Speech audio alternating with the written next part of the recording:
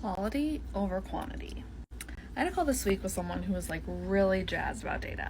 And like, I love that. I'm really jazzed about data too.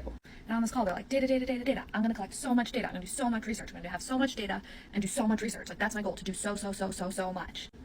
That is the wrong goal. Because here's the thing. While I don't believe that a good study necessarily has to take a year or years to do, I do believe that quality data, quality research takes time. So a focus on like mass data, like data, I'm gonna do so much research, to me is like red flag. Like, take a breath, slow down, and let's focus on the quality, not the quantity. I didn't work on hundreds of research studies. I didn't even work on like tens of research studies when I was working on my PhD. There were actually only 2 studies that I worked on from start to finish. There were other ones I jumped in on at various phases. But those 2 that I worked on from start to finish were done so well. Like, I was learning from people who took research really seriously. They were well-designed, well-funded studies. And they got good data.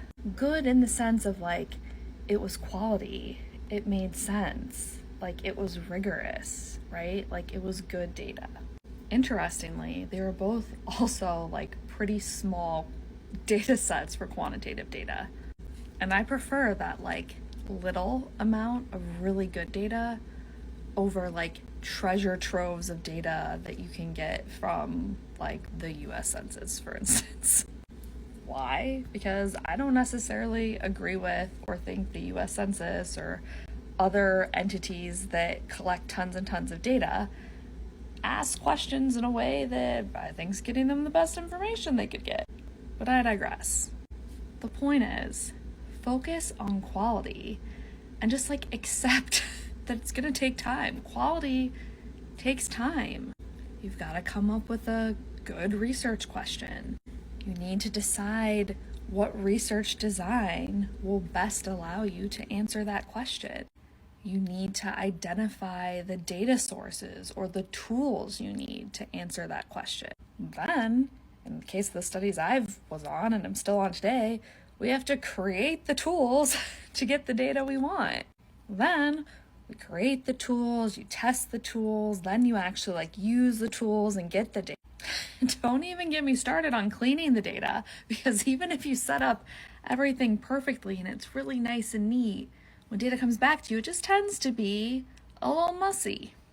You get the data and then you set it up in like the most glorious database, let's say, the most glorious way so you can analyze it. Everything's clearly labeled and it's organized and there's keys and there's color coding and whatever, like it's perfect. And then you start the analysis process and you start with things that are like basic, like just like maybe reading through your qualitative data, or for quantitative, doing descriptive analyses to see how is the data distributed, what types of analyses are even going to work with this types of data. Y'all, this is like, that's not quick.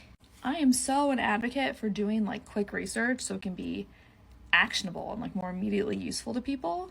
But like even like quick, it's gonna take some time because you want to be thoughtful. You want to be thoughtful about the questions. You want to be thoughtful about the methods. And you want to be really thoughtful about building your data set. I remember getting a data set for a study, and they're like, yeah, it's like ready to go, it's clean, you can just use it. And I was like, yeah, I'm gonna go through it anyways. And I found that like something that should have been marked as 100 was marked as 0. Like, just like, you have to take responsibility for your data if you're gonna use it.